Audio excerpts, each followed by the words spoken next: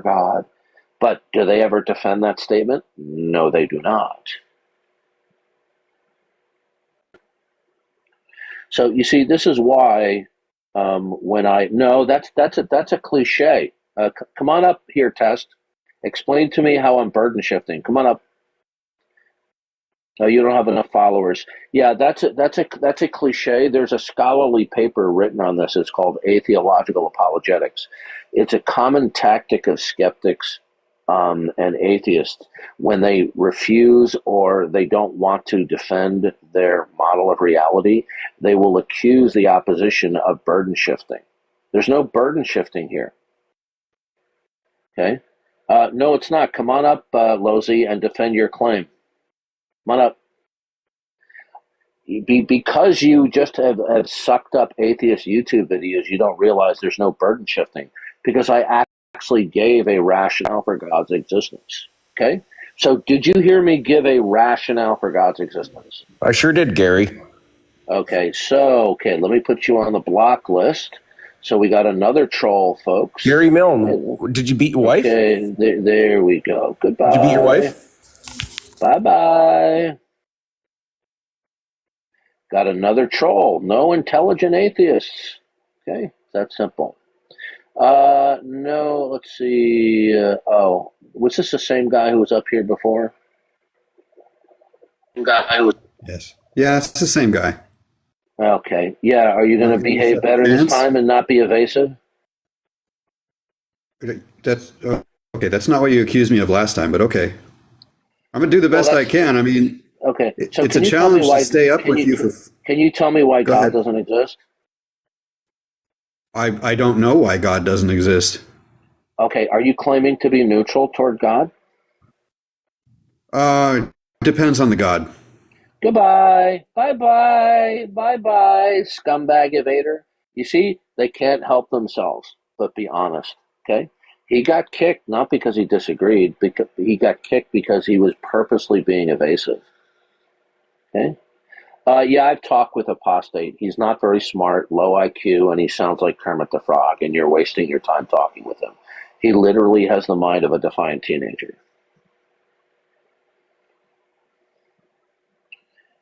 Yeah, I've talked with him before.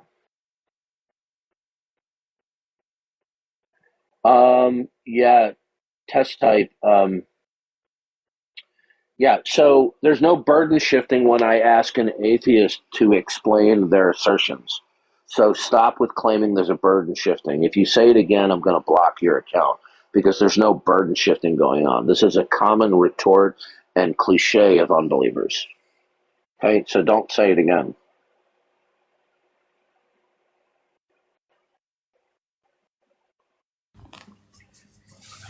Welcome, Finn. Do you accept God as your creator? No. Do you deny the existence of God? Nah, I question it.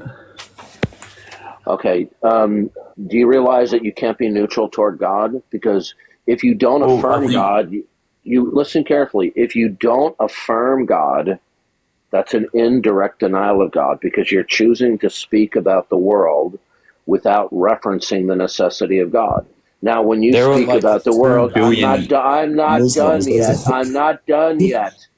If you try to bait and switch and change the subject, I will instantly kick you. Do you understand?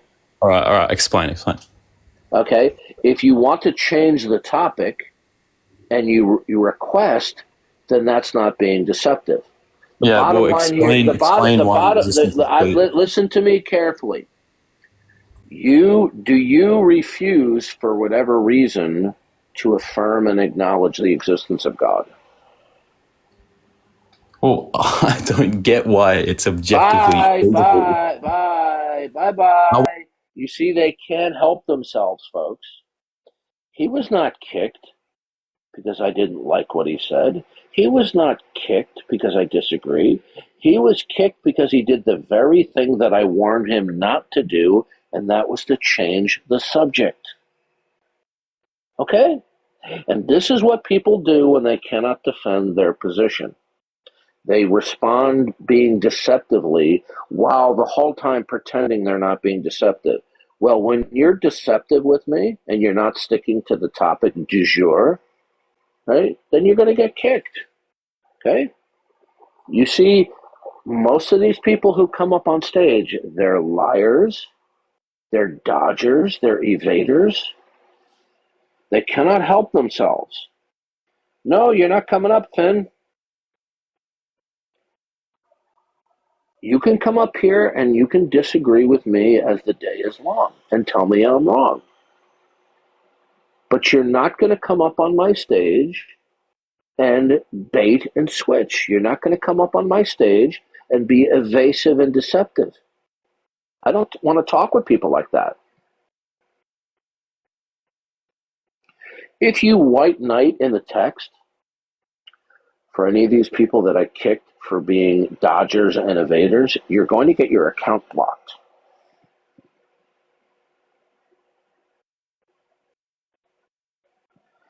God's existence is clear because the world exemplifies design. Even atheist evolutionists and other atheist scientists admit that the world, from a small to a grand scale, exemplifies design. It's just they claim it's an illusion of design, but this is not something that they can sustain. And if the world was an illusion of design, there would not be any basis for meaning or truth or foundation for intelligibility. So facts can only be facts if there's an ultimate identifiable and defensible context within which that context makes the facts what they are. And that can only be as if the ultimate context is a perfect mind that has the attribute set of God. So there's a simple choice. You either affirm the world exemplifies design and ultimate intentionality, or you will reject that, making a counterclaim that the world does not exemplify ultimate design and intentionality. But if the world does not exemplify ultimate design and intentionality, there's no ultimate framework or frame of reference for there to be facts. Therefore, you forfeit the ability to speak meaningfully about any state of affairs because there's no final context. So if the world is real and the world has any semblance or range of intelligibility, it could only do so if and only if it was a product of ultimate context that was intentional in a mind. Deny that and you have no ultimate context. Okay? It's a transcendental proof.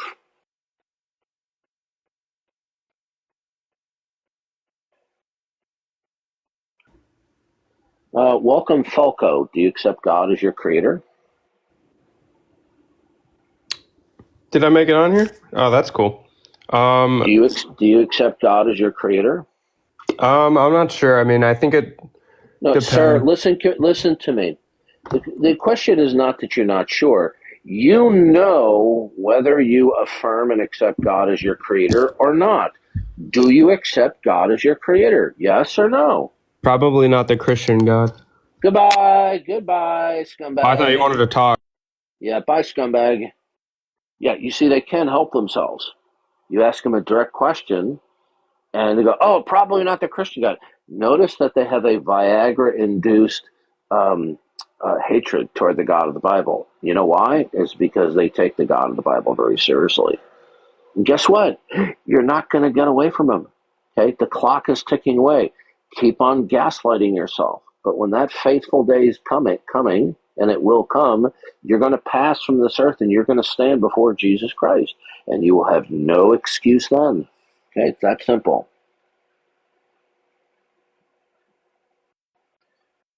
You don't know what you're talking about, Muffin Man.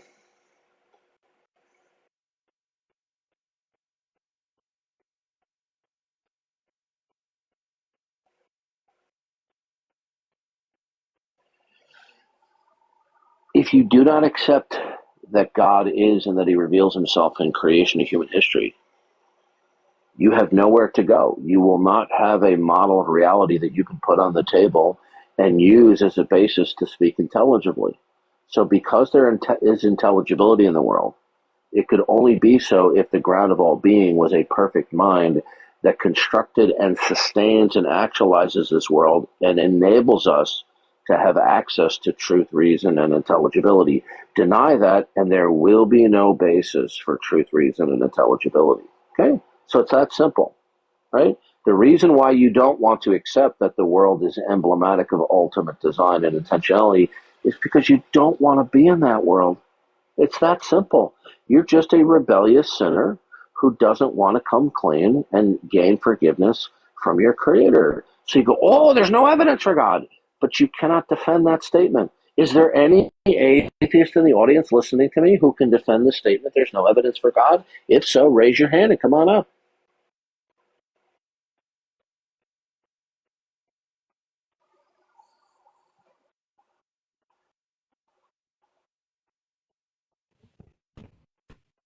Welcome, Chris. Do you hold that there's no evidence for God? I don't. Bless you, man. Thank you for what you do. Okay, so you do hold that there is evidence for God. Okay, excellent.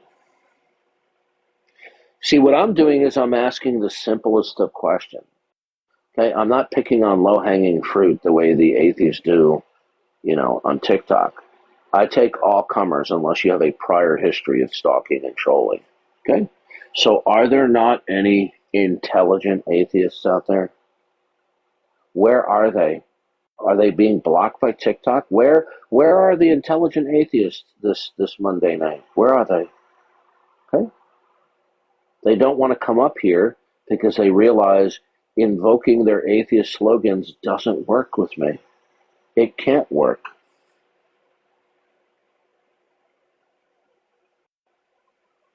Okay. Yeah, William Lane Craig Skywalker, come on up and explain yourself. Otherwise, you're getting muted. Come on up.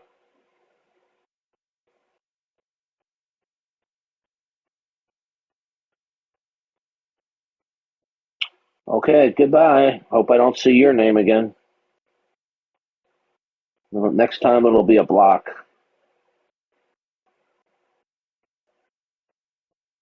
No, these people are gutless cowards. Okay?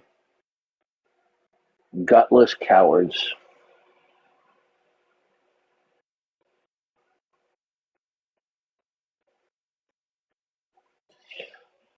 Atheists are not in a position to question what God has allowed. Have you noticed that the overwhelming majority of skeptics on TikTok are constantly whining and crying and belly aching about what God did that they don't like, and they're making value judgments? Okay, what's their objective basis to make a value judgment about God? What? The answer is nothing.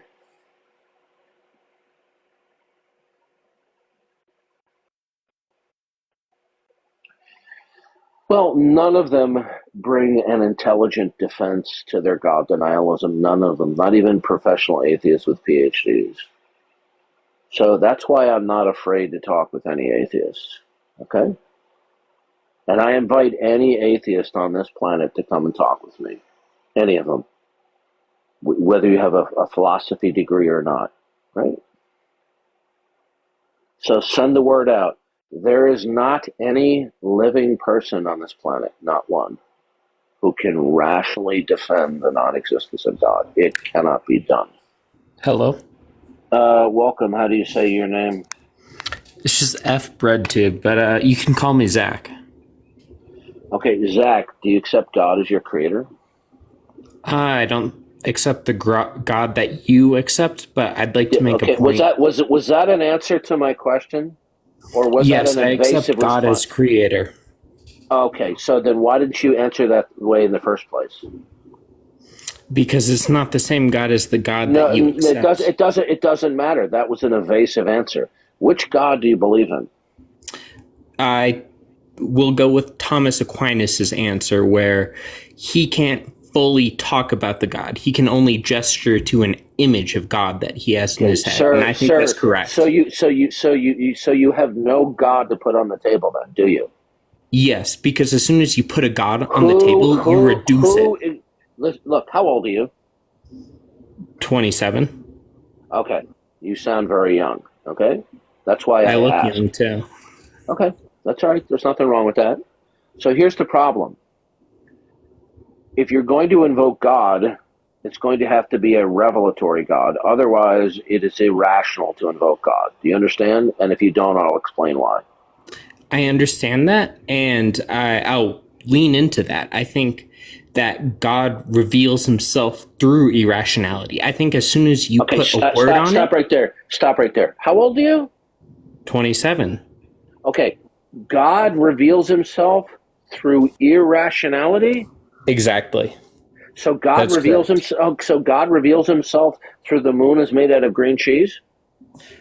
Not quite, because that It's irrational. that's Yeah. kind Okay. of... All right. Listen. I Okay. You're can 20. conceive Listen. of that. I'm gonna end the conversation right now because you tell me you're Can I keep going a 27. little bit? No. I haven't No. gotten to my No. argument. No. My No. argument No. doesn't have to do with No. this. Do you know what no means? No. You know what no means? No. You Can I can't put keep forward an going. argument, Goodbye. please? Goodbye. Goodbye. You're I done. You're think... done. 27 years old, and I've never even heard a 15-year-old say such a colossally stupid thing. He says God is revealed through irrationality. This is what this 27-year-old. I hope he doesn't have a job where people's lives are at risk. I really don't. No, Finn, you're not coming up. Stop sending an invite, or I'm going to block your account, Finn.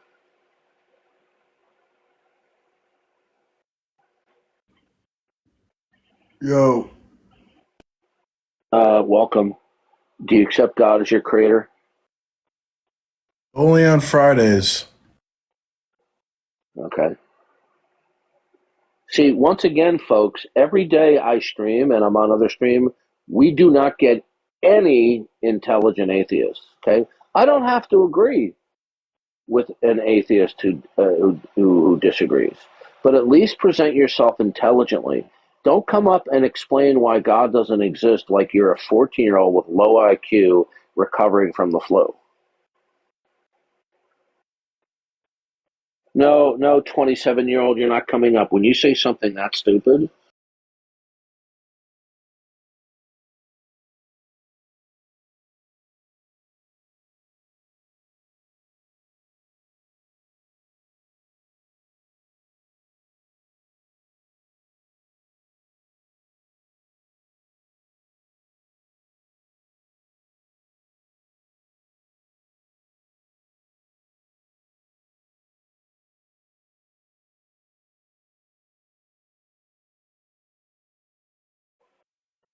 So Andrew Wilson's got.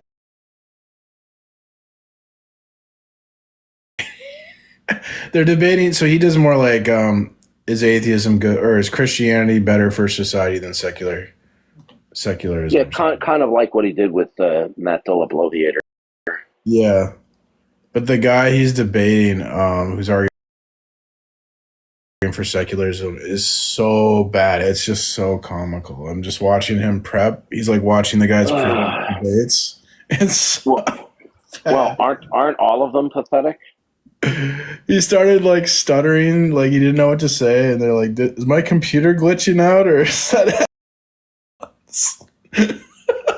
Yeah, but unfortunately, Andrew follows a false gospel. So Yeah, I do enjoy watching him debate. He's pretty good at debating. What he does, he's good at what he does, at the politics stuff. So I'll give him that. yeah.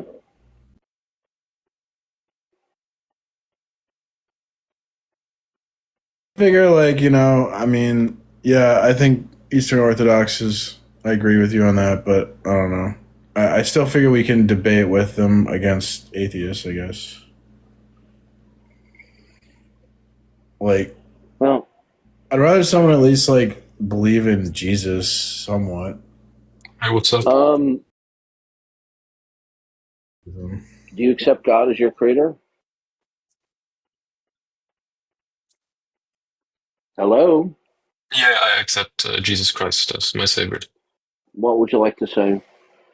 Well, I just had a debate with a Muslim, and he brought up that the Bible was altered, and I just don't believe that that's true.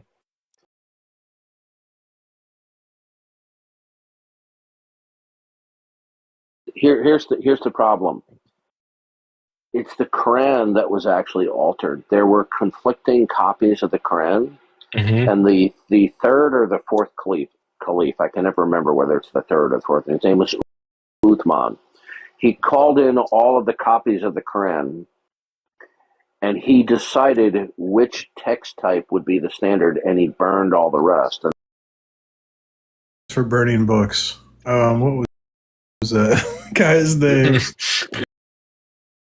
Yeah. No, but there were 7 readings, correct? The number of them. The fact of the matter is, the New Testament documents were so quickly copied and disseminated, it would be impossible to destroy. This is what's laughable about the Quran. The Quran is so laughable. It's so obvious that it just,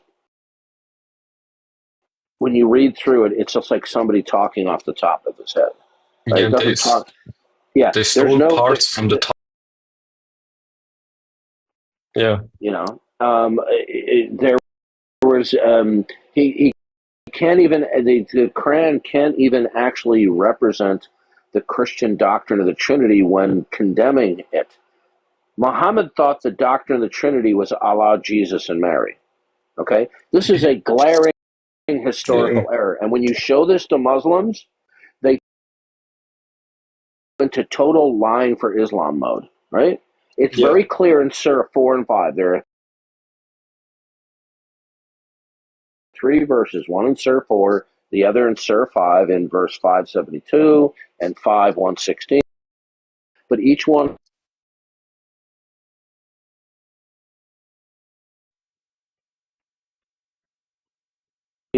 are an indictment of what Muhammad thought was the Christian doctrine of Trinity, Allah, Jesus, and Mary. But unfortunately, nobody ever taught that. When you show this to Muslims, the level of ad hoc reasoning and special pleading is staggering. Okay, they Yeah. just don't want to admit that their ancestry, their culture, their nationality has been duped by this guy from the 7th century. Yeah. Right? There's no thematic order in the Quran. The books are ordered from the largest to the shortest. Old or New Testament. The Quran refers positively back to the New Testament. You know, it refers to the Christians as the people of book. It refers them to their scriptures in order to believe Muhammad. But those scriptures contradict the Quran. So what do Muslims go? Oh, the Christians, they contradicted, they corrupted, you They know. altered Wait a thought minute. If according they to the altered it, Quran. then what scriptures was Muhammad referring people back to check Yeah. out that what he was saying was consistent with the previous revelation? But Was he just telling? if they altered it, I mean, doesn't Then it say in the Quran yeah, that the yeah. words of God cannot be altered? Is that not true? Well, you see, they're a walking contradiction. Yeah. Okay, when you have a cult that is so tightly integrated with culture, ancestry, and certain national boundaries, okay, it makes for a perfect storm of deception, Yeah, right? that's true. So, yeah. Yeah. Anyway, so we're looking to talk with some intelligent unbelievers, but thank you for coming, sir. Please Okay. come Yeah. again. Okay. Yeah. God bless. Okay.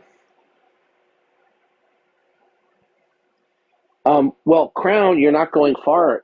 If there is no God, then nothing is objective. Look, if if they could easily and rationally defend that God doesn't exist, why don't they do that? Right? Saying there's no evidence for God. How does that cliche demonstrate that there's no God? They go from saying God doesn't exist to I'm unconvinced. Their position is to go from denying God to I'm unconvinced.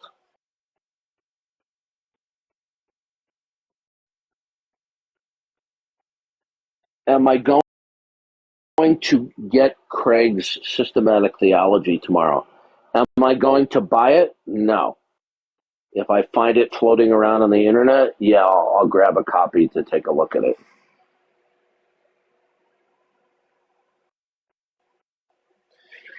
As much as I respect Craig for being very smart in theology and philosophy. I'm still He ridicules Adam and Eve being in the Garden of Eden. He ridicules young earth creationism. He ridicules presuppositionalism rather than accurately representing what it is, and then like a man, like a decent human being, respectfully disagreeing, right? No, what he's taking a page out of the atheist by smearing them. Oh, it's circular reasoning. Well, that's not what he said in the 5 views on apologetics. So he speaks with forked tongue.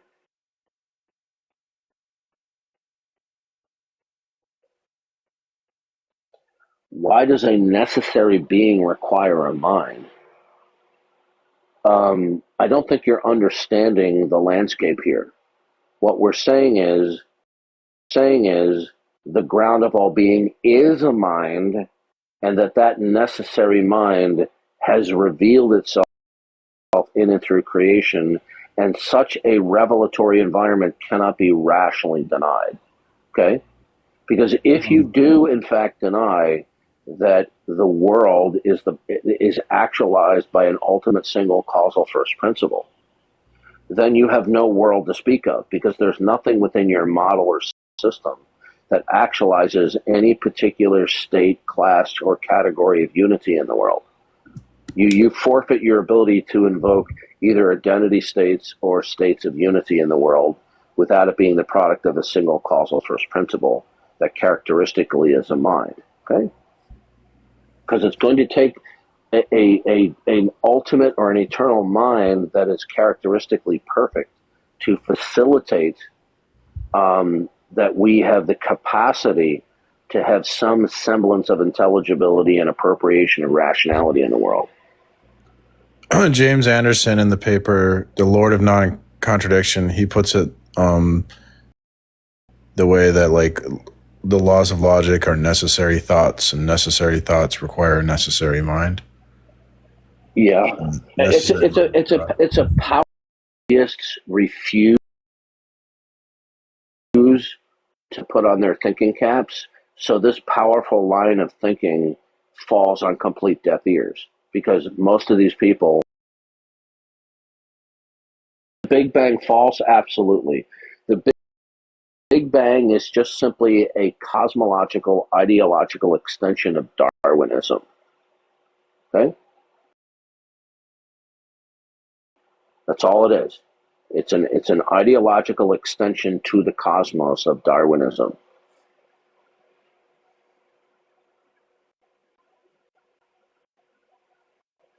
I think nominalism is just utterly irrational.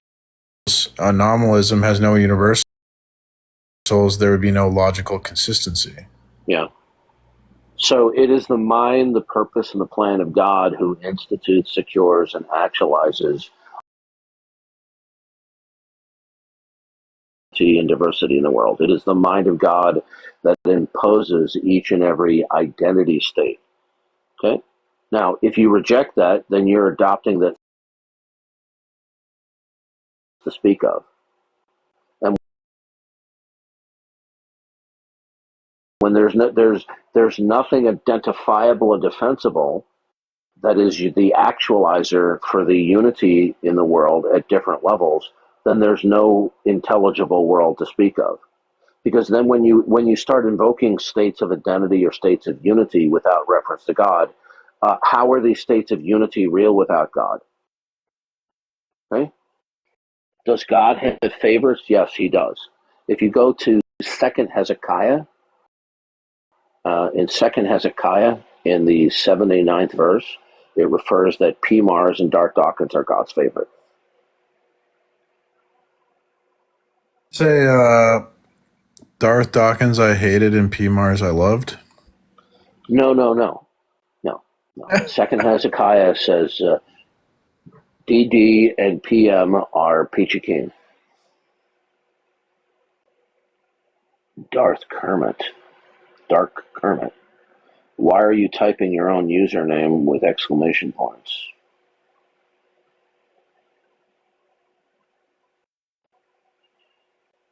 How to explain textual variants? They're just copyist mistakes. the textual variants pose no significant problem to the overall propositional corpus of the Old and New Testament. They don't pose any problem at all. By the way, somebody told me they were on Joyful Apostate's stream tonight, and you know what? I'm highly critical of that individual, but in a way, I feel really sad because of the incredible state of ignorance and stupidity. I mean, it's just the level of stupidity that I'm hearing is it's beyond belief. Textual variants are going to happen. At one point, there's no vowels in Hebrew, and vowels were later added. So that's going to like create a lot of textual variants, or like it's just like because language. Well, it's not nearly. By the way, aren't you glad, unlike Joyful Apostate, that God gave you and us not only normal but manly voices? We don't sound like a Sesame Street Muppet. Better than the alternative of that, I guess. I mean, imagine sounding like a cartoon character. These like deconstruction Christians are totally gaslighting themselves. Like, imagine thinking like, you don't think people in academia have been trying to debunk the Bible for thousands of years unsuccessfully? Like the message, the main themes and auxiliary themes of the gospel are like consistently held throughout all these. Look, these people on TikTok and YouTube and other platforms, these are people, it's not just that they're skeptics. There's something mentally and emotionally wrong with these people. That's why they're driven. They're just not rank unbelievers who are fools. These are people that are mentally and emotionally borderline psychotically driven with this ministry of God denialism. If God doesn't exist, then nothing matters. This world is a cosmic fart in the wind. Okay? Josh Bone is like so like, you know, nuts and or is perverted in his like hatred for Christianity. He was defending this like Billy Carson guy that says Nibiru was a planet and Tiamat was a planet, and they like just all this kooky stuff that Josh doesn't believe in, and he just defends the guy for the sake of Christianity. Well, I would love to find out what the relationship was between him going from biblical studies. It was just to slander Wes. It was all to attack Wes Huff. It was all. Oh yeah, of course. It's because Wes Huff blew Billy Carson out of the water, and he gained a wide spread notoriety. And these little asshats are envious of Wes Huff. Okay. There are a few things that I disagree with Wes Huff on, but I'm in mostly agreement with him as a Christian, and I'm happy for his success and notoriety. It's like the way Josh Bone tried to frame the debate is like Wes Huff is the big mean academic, and he's bullying the innocent layman Billy Carson. He's just trying his best. But Billy Carson goes on all these like huge podcasts and tells everyone he's an expert. He was claiming himself to be an expert, and I was listening just to a little bit of him, and I couldn't believe what an ignoramus he is. The guy's a huge, like, obvious liar, and he just tells all these lies to Josh Bone, and Josh Bone just believes everything the guy says just because he hates Wes. It's beyond a Josh is envious. He wish he had the notoriety Wes did. Exactly, that's what it is. But he chose the losing team. He chose the atheist grift. That's only going to get you so far. Yeah, it's going to get you like the Reddit mom's basement people. Let me tell you something. There are people who have been in the ministry, and they go to Bible believing institutions, and then they have a failure for whatever reason in their marriage. And it's usually typical of males, okay? It doesn't exclude females, but it's more typical of the males in my notion of things, right? And what happens is they become bitter. They abandon the faith that they thought they once had, and then they become polemicists against Christianity because they got caught with their hand in the cookie jar. And some of these people, they're involved in adulterous relationships. They get disciplined by whatever religious body, and they become angry, bitter, and they're on a vendetta. I remember 40 years ago, more than 40 years ago, I went to a seminar, of a Bible teacher. And he pointed out that there are situations where there are these former seminary students who are very bitter against Christianity. And then they go get, a legal education, and then they try to use it to go after Christians. Well, there are certain academics who have moral failings. And then they pursue more academics so that they can use it as a vendetta against Christianity. One of the books, I read a book about propaganda, and it said in there that like when people say someone's like the Democrats are like the worst enemy in the world. Like whenever you switch teams, you think your previous team have this like bullshit on the Democratic side. Right. And so that's how the atheists feel. They feel like they've been lied to or something, right? And then so they have this vendetta against Christianity, but they're just gaslighting themselves. Clearly, these people, why are they doing this? We are commanded to defend the faith. In an atheist world, nobody's commanding you to defend the faith. There's no responsibility to this. Why are they doing this? Why? Because they don't want people to be deceived? Well, deceived about what? There's no truth. There's no ultimate, no fact of the matter. Nothing means anything in a not God world. So why are they having this polemical ministry against Christian theism? It's like some Enlightenment utopia, like the cult of reason during the French Revolution. They think like it's an emotional vendetta with them. They hate Christianity. They just don't disagree with it. Right? Well, yeah. And they go, "Oh, I'm against Christianity because they're passing laws." That's that's a lie. Well, we know they're it's lying. There for a reason. They never provide evidence for their position, so obviously it's emotional.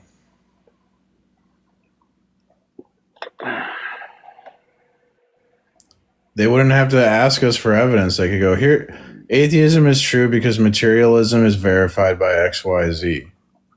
Yeah, they don't do that. No. Okay? No. That's why I constantly say, and I heard you today recapitulate what I say, they're smuggling in their atheism and the verbal camouflage that they're unconvinced. They're hiding the fact they're God denialism, masquerading it as a state of incredulity. That's why Matt Dillahunty goes, you haven't demonstrated. Okay?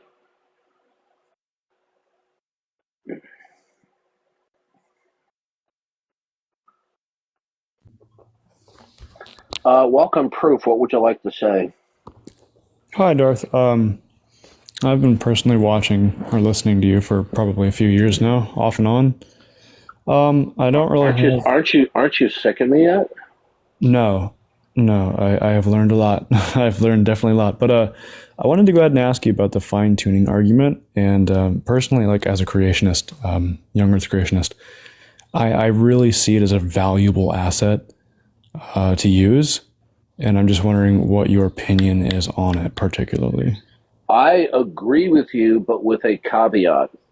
When the fine-tuning rationale is used in an abductive way as an inference to the best explanation, this is faulty reasoning, and it will also fall upon deaf ears to the most strident of unbelievers because it's not about the facts, right? It's about the fact that they'll just special plead and ad hoc. So, for example, Dr. Eugene Koonin, one of the world's greatest experts on evolution and microbiology, admits in his own highly technical book on evolution and microbiology that evolution, self-replicating systems, is virtually impossible to happen in a one-off universe, but with a multiverse, it's guaranteed. So he realizes that the fine, and these are my words, not his, but I'm going to accurately reflect, what he thinks. He realizes that the fine-tuning of the molecular sequencing in the genome of the entire animal kingdom, he understands probably better than anybody the odds of these molecules forming in a precise linear biological password representing the entire animal kingdom.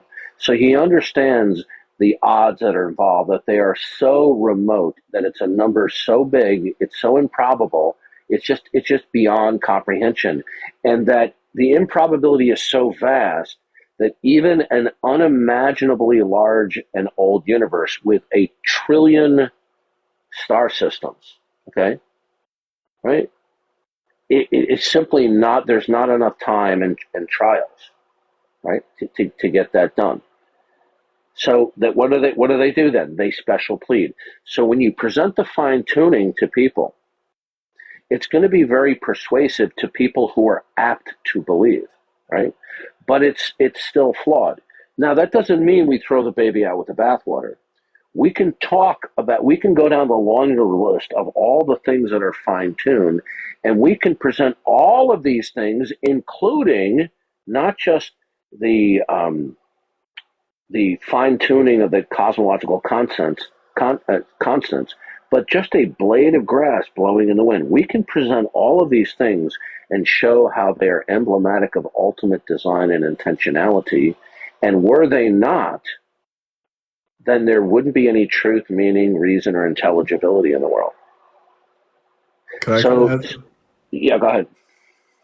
Well, I think I agree with totally everything you're saying. I think if we want to prove God logic in a logical way, tag is the way to go for framing evidential arguments in a tag way.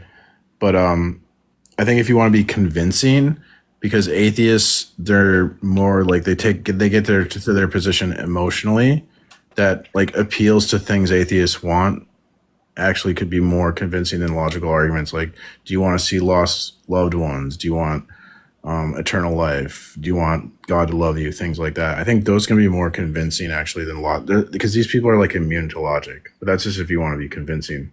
So anyways. Well, when you're dealing with the hardened unbelievers, that emotional appeal it's like water off a duck's back.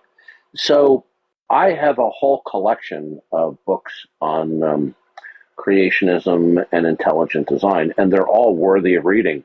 It's just keep in mind, it's okay to recapitulate the fine-tuning, but it must be presented correctly, not as an inference to the Beck's explanation, but it's the only explanation.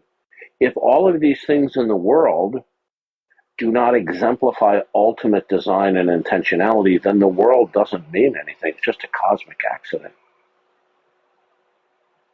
So you have to show that the fine-tuning, being emblematic of ultimate design and intentionality, is the only rational explanation. Okay, thank you. Not the best explanation. So, do you know who Stephen Meyer is? Yes. Yeah, I love Stephen Meyer, and I'm going to be reading his book, The Return of the God Hypothesis, very soon. But I fundamentally disagree. God is not a hypothesis. So it's good to learn. You can rattle off all of these different fine things as a composite message that everything in the world, including your self-consciousness, is emblematic of ultimate design and intentionality. You have to present it as a package, not as one fact or another, and as a wow factor, and going, you see, God is saying God is the best explanation, like William Lane Craig does, sounds really good, but it's not biblical. The apostles didn't go around saying God is the best explanation. God is the only explanation. Because the not God world is simply utterly and completely irrational. So if you want to rattle off a list of all of these things that are fine-tuned, you also have to include everything. That if our mind, I'm going to give you a Plantinga argument, along that. If our mind is not the product of ultimate design and intentionality, and that our minds operate in a fine-tuned way and operate according to proper functioning that was intended to be, meaning ultimate intentionality, then evolution cannot provide for truth or reason. Because evolution doesn't select for truth or reason. So you might want to read, do a Google search on a book called Van Til and the Use of Evidence. Okay, it's a short book. It's not long. It's an easy read, but it's very profound, and it explains how you can present evidences in a biblical presuppositional way without making the flaw of presenting the fine-tuning as an abductive argument, as an inference to the best explanation. So the world being as it is, all of the design features is not the best, that God is not the best explanation. God is the only rational explanation. Right. Because Okay, if you say it's the best explanation, they'll just go, and then they'll special plead, just like Dr. Coonan does, where he says a multiverse. Here, one of the greatest experts on evolution living today, knowing full well all of the intricacies of the complex design in the biological kingdom. What does he do when he realizes it's virtually impossible to happen in a grand universe? What does he say? A multiverse did it. It's a multiverse of the gaps. Couldn't you respond back also by saying that the multiverse's generating capacity would also require more fine-tuning in the long run? You just push the problem back? That's a response that Craig would give, and it's a good response, but it falls upon deaf ears. Because we got to remember, in Romans 1, Paul does not present the world and the creation as an abductive inference to the best explanation for God. It's the only explanation. Ever since the beginning of the creation of the world, God's eternal powers, his divine nature, have been clearly seen through what has been made, so that men are without a defense. So you can recapitulate that in philosophical terms, that everything in the world exemplifies ultimate design and intentionality by the mind, the purpose, and the plan of the perfect self-revealing God. And if it didn't, the world could not mean anything. There would be no context. There would be no unity to talk about. God is the imposer of all states of unity in the world, right? If they reject that, right, then what they're doing is something else is imposing all of the unity. The fine-tuning rationales is just an example of more layering of states of unity in the world, right? So for the unbeliever, something else actualizes the unity in the world. Okay, what's the something else? The answer is nothing. Mm-hmm. So understanding and learning all of the fine-tuning rationale is good, but it must not be presented in an abductive way. Otherwise, you're compromising the biblical presentation.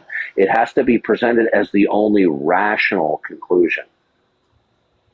Okay, thank you. I'm gonna keep on listening. I really appreciate that answer. Yeah. Read that book, Van Til and the Use of Evidence. You can find it floating around on the internet. Okay, I will. Thank you. Yep.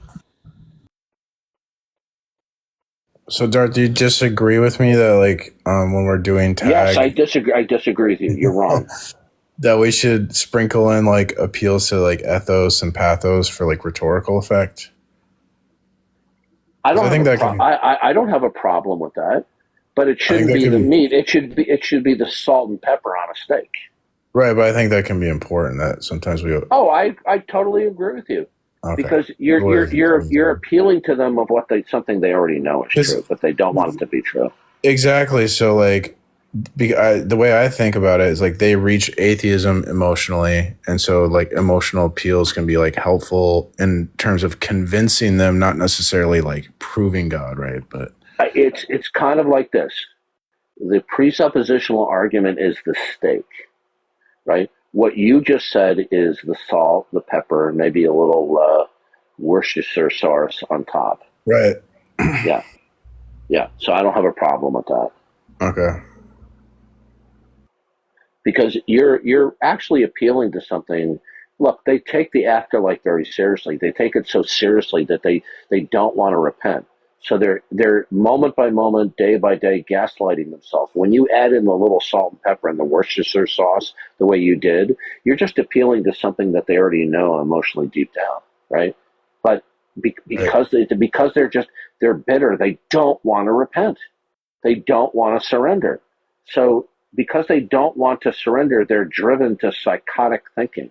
It's utterly irrational to say there's no evidence for God. It's borderline insane to say there's no evidence for God. Why? How is it justified? If I said to you the moon is made out of green cheese, and I was serious, you would think that I had sanity problems. Why? Because there's no way to rationalize that.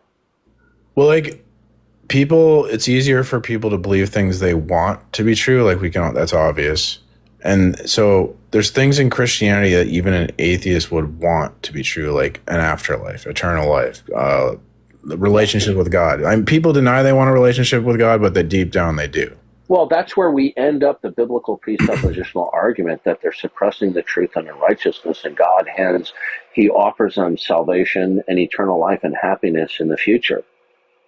Okay, you just don't make that the meat of your argument, but it's the icing on the cake at the end. Not to trivialize that, right? But it's the seasoning, which is important and true on top of the meat. I see what you're saying. I mean, like when I make mac and cheese, if I didn't have seasoning on it, it would taste like crap. Seasoning is important. It would be okay. No, I'm just saying is, if you just appeal to somebody like, well, don't you want to see your loved ones and all that and be emotional without the meat there? Okay, they're just going to continue to gaslight them themselves. Well, yeah, we're on the same. Yeah, the presuppositional argument eviscerates their gaslighting. That's and right. when you've completed the presuppositional polemic, okay, then you add what you just said, as complete closure. I see what you're saying. Okay. Yeah, so I'm in complete agreement with you. It's just it should not be the weightiest part. It should be the tail. It should be the tail end of the presuppositional argument, saying, "Listen, you know the truth. Your position is irrational. You're going to stand before God. Why not surrender now, and you can be with loved ones." You'll be happy forever, but rather than go to eternal perdition, and you're thinking that this is just a Bronze Age goat herder, a fable. You're just fooling yourself. Yeah, like on the slavery one, it's like this would be like an appeal to ethos. Is when I talk about Frederick Douglass. I'm like, here's a guy that everyone respects, non-believers, believers. And, he used Christianity to fight this evil, and he totally disagrees with your interpretation of the Bible. Well, this will work on people who are not Viagra-induced, hardened atheists, because the atheists, they're just emotionally psychotic in their attack upon the God of the Bible. They hate the God of the Bible, and it's just bizarre. Then I started insinuating they're racist. Like, don't you think Frederick Douglass is smart enough to interpret the Bible correctly and stuff like that? I guarantee you, I'm going to make a prediction. I guarantee you, it's going to leak out sooner or later that something happened in Justin in his seminary years. You just don't go from studying to seminary to then changing and being hostile toward Christianity. I find it hard to believe he even went to seminary with how childish he is. Well, I find it hard to believe, and I await confirmation of what he's claiming, because people embellish. Matt Dillabloviator embellished his claiming that he was going to Bible school or something. I figured that. I never looked into that, but I was always suspect of that. Now, Josh Bowen is a different story. He did go to Capital Bible Seminary. I know of Capital Bible Seminary. It's a good biblical seminary, right? But you have to understand that more often than not, when atheist proselytizers and polemicists, when they talk about their religious training or process, I can't tell you how many times they're just, whenever they leave out details and specifics, it's very telling. Well, you know what Justin does is he'll bring in an Old Testament scholar who's Jewish to debunk Christian interpretations of the Old Testament. But he should know in seminary that's not fair because we interpret it differently. I guarantee you that he and others like him, they're embellishing their religious training. And he does this argument that, like, well, the Jews would know it better because they're the Jews. That's basically what he says. That's stupid. Not academic. That's stupid. Look, if the guy says that the she-bear attacked children, he doesn't investigate what the underlying Hebrew is to find out it refers to young males. And in fact, the term more often refers to young males than it does actually to little children. Okay? And for him to either be ignorant of that point or he's purposely ignoring it, what does that tell you? That tells you that either he's malevolent and he's deliberately misrepresenting the passage, or he's utterly ignorant and he's just simply relying on the King James translation where it says some young boys. Okay? Look, when the Old Testament says, if a man takes hold of a woman, this can refer to a forcible graping, or it can refer to a seduction problem. We have these kinds of semantic issues in our own language. Imagine somebody saying that the Philadelphia Eagles killed the Chiefs while playing football. Would anybody interpret that, as actually taking place? Now, that's an extreme example, but to take hold of means to acquire something, and depending on the context, it can have a negative inference or it can have a positive inference. So in the biblical passage where it says if a man takes hold of a woman, right, and then it says he can never divorce her, it's not talking about grape because that's already dealt with under capital punishment. So it clearly is not referring to graping. It's referring to a male seducing a woman. The Chiefs took their human property and traded it to the Eagles, right? So they're slaves that make millions of dollars. Yeah. By the way, I'm getting tired, but once again, notice the absolute absence of any intelligent opposition by the atheists. They're not showing up. They're literally afraid of Darth Dawkins. They're literally afraid. Okay? They come into the text chat, they shoot their mouth off, but how many of them show up on stage?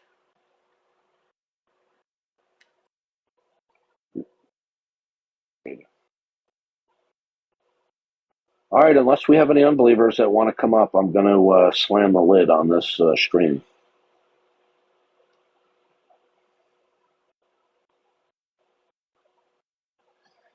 And they all are invoking the same stupid cliches. Oh, God of the caps! There's no evidence for God. Really? Is that the best that you can do? Really? It's not God of the gaps because we're making a positive case that like this thing needs to be explained and that the Christian worldview. Don't you understand? Of course, they've never met a caricature or straw man representation that they didn't like. I've never heard any Christian in my entire life give a God of the gaps argument that there are certain things about this world we just don't understand, therefore God. I've never heard any Christian do that, ever. Who's doing this?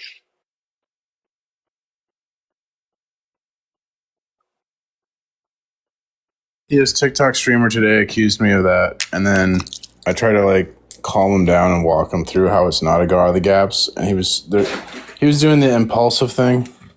Yeah. They can't focus, and then I told him he's being immature, and he kicked me for saying that. Yeah, it's so cringe listening to the atheist streamers on TikTok. It really is. I just sit there and shake my head. I mean, none of these people are demonstrating any level of intellectual significance. None of them. They're not showing any philosophical acuity at all. It's just adolescent cliches.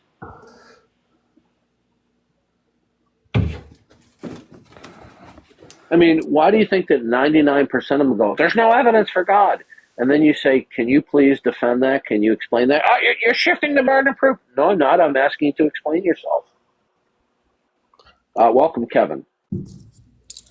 Hey, Darth, question for you. Have you ever heard of the guy, Charles Jennings, that runs the YouTube channel called The Layman's Seminary? No. Okay, well, he teaches free grace, and which I disagree with. He was on there the other night arguing with a Calvinist that calls himself the twitchy theologian, right? And to make a point, he was like, you know what? It's possible Christianity isn't true. It's possible everything I know is wrong. And I was in the audience listening to this garbage, and I told him, no, Christianity must be true. And he went off on me. He's like, oh, Kevin, you and I have talked about this before, and you get into all this philosophy and stuff, but I'm just trying to... The guy's a clown. He should not be teaching.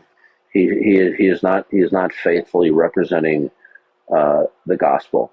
You will not find anywhere in the biblical writers where they said, it's possible it could be false. Exactly, because he didn't understand what I was saying, because I told him, when you invoke propositions and speak of facts in the world, they has to have background information and context. What's grounding everything you're saying? If it's possible. What's the guy's name again? His name is Charles Jennings, and he runs a YouTube channel called The Layman's Seminary. Oh gosh! Doesn't Paul say that Christ didn't die for our sins and we're like the most pathetic people on the planet? Yes, yeah. He did. Yeah. Paul did not speak in terms of the resurrection of Christ, the existence of God, that it's the highest probability. He spoke of it as being necessarily true. Okay? So whoever this guy is... Darth. Clown, whoever this guy... 45. What about doubting Thomas? Did Thomas deny that Yahweh existed? Or was he doubting that he actually had seen the risen Jesus? There's a big difference there. No, he was still... Well, first of all, Thomas this was a couple of days after the resurrection. Okay? So you have to understand that other people doubted too. This is not the same sort of thing. Okay? Bringing up doubting Thomas is an abysmal counterexample. This is something that would be unusual for a Jewish person to... It's almost as shocking as telling someone today that someone rose for the dead, right? Like, so to think that these people are just going to like blindly believe something like that, no, they would have needed evidence. No, what he should have done is believe the other testimony of the apostles, right? Which he may have eventually committed himself. But this is only just a couple of days after the resurrection, right? This has no relationship to skepticism. Okay? Now I know skepticism is related to doubting, but this is a completely different situation. Okay?